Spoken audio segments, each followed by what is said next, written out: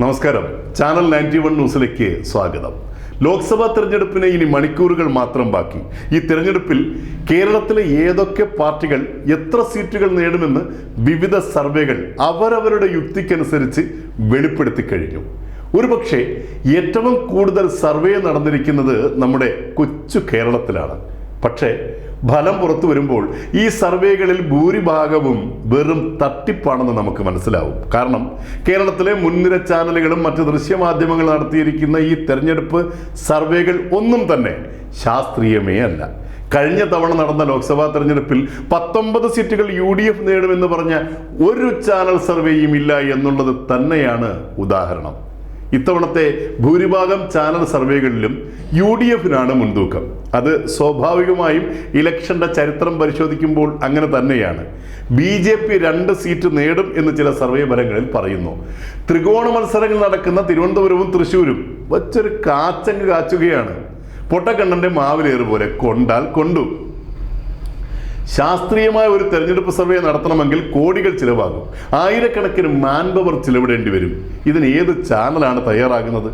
മലയാള ദേശത്തിൽ ഉള്ളതുപോലെ ഇലക്ഷൻ കോലാഹലങ്ങൾ ഒന്നും തന്നെ മറ്റൊരു സംസ്ഥാനത്തിലും ഇല്ല. സത്യത്തിൽ പലപ്പോഴും ഈ തെരഞ്ഞെടുപ്പ് ഒരു പൊതുശല്യമായി മാറാറുണ്ട്. കേരളത്തിൽ ഒരു ലോക്സഭാ മണ്ഡലത്തിൽ ഏതാണ്ട് 13 ലക്ഷം വോട്ടർമാരുണ്ട്. 2000 മുതൽ 5000 വോട്ടർമാരെയാണ് ശാസ്ത്രീയമായ ഒരു സർവേ നടക്കണമെങ്കിൽ പ്രായത്തിൻ്റെ അടിസ്ഥാനത്തിൽ തരം തിരിക്കേണ്ടത്. 18 മുതൽ 25 വരെ, 25 മുതൽ 35 വരെ എന്നിങ്ങനെ 65 വയസ്സിന് മുകളിലുള്ളവരെ വിഭജിച്ച് സർവേയിൽ ഉൾപ്പെടുത്തേണ്ടി വരും. മറ്റൊന്ന്, സാമ്പത്തിക തരംതിരിവുകൾ ഉണ്ടാകണം. Upper class, middle class, lower class എന്നിങ്ങനെ പോകും അത്. ഇനി മെയിൽ ആൻഡ് ഫീമെയിൽ തരംതിരിച്ച് വ്യക്തമായ ഡാറ്റകളും ഇന്റർവ്യൂകളും സംഘടിപ്പിക്കണം. ഇതൊക്കെ ക്രമീകരിച്ച് വിവിധ കമ്മിറ്റികളുടെ അഭിപ്രായങ്ങളും ഫലങ്ങളും ഒക്കെ നോക്കി സർവേ നടത്തിയ ഒരു ചാനലും ഇല്ല. ആ ചാനൽ സർവേ നടത്തി, ഞങ്ങളും നടത്തി എന്ന് പറയാൻ വേണ്ടി ഒരു പ്രഹസന സർവേ. മറ്റൊരു കാര്യം, തെരഞ്ഞെടുപ്പ് കഴിഞ്ഞാൽ ഫലമറിയാൻ 1 മാസത്തിലധികം കാത്തിരിക്കണം. അപ്പോഴേക്കും രാഷ്ട്രീയം തലയ്ക്ക് പിടിച്ചിട്ടില്ലാത്തവർ മിക്കവാറും ഈ സർവേകളെല്ലാം തന്നെ മറന്ന് അവനവൻ്റെ വയറ്റിപ്പിഴപ്പിന് പോകും. ഫലം പ്രഖ്യാപിക്കുന്ന ദിവസം വിജയപരാജയങ്ങളൊക്കെ മാധ്യമങ്ങളിൽ വരുമ്പോഴാണ് ഈ പാവങ്ങൾ ഇലക്ഷൻ്റെ കാര്യം പിന്നീട് ഓർക്കുന്നത് തന്നെ.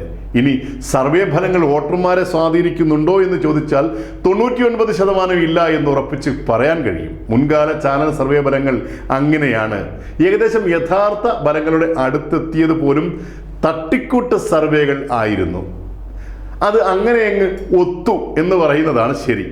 സർവേ ഫലങ്ങൾ എന്തുമാകട്ടെ, നമ്മൾ കൃത്യമായും വോട്ട് രേഖപ്പെടുത്തണം. അത് നമ്മുടെ അവകാശവും പ്രതീക്ഷയും ആയുധവുമാണ്. ജനാധിപത്യത്തിൻ്റെ സംരക്ഷകരായ നമ്മൾ എത്ര കഷ്ടപ്പെട്ടാലും പോളിംഗ് ബൂത്തിലെത്തി വോട്ട് ചെയ്യണം. നമ്മൾ വിശ്വസിക്കുന്ന രാഷ്ട്രീയ പ്രസ്ഥാനത്തിന്, അതല്ലെങ്കിൽ വ്യക്തിക്ക്, അതുമല്ലെങ്കിൽ പ്രതിഷേധ നോട്ടയ്ക്ക് വോട്ട് ചെയ്യുക തന്നെ വേണം. 5 വർഷത്തിലൊരിക്കൽ വരുന്ന ഈ ജനാധിപത്യ ഉത്സവം നമ്മളാണ് വിജയിപ്പിക്കേണ്ടത്. News desk, channel 91.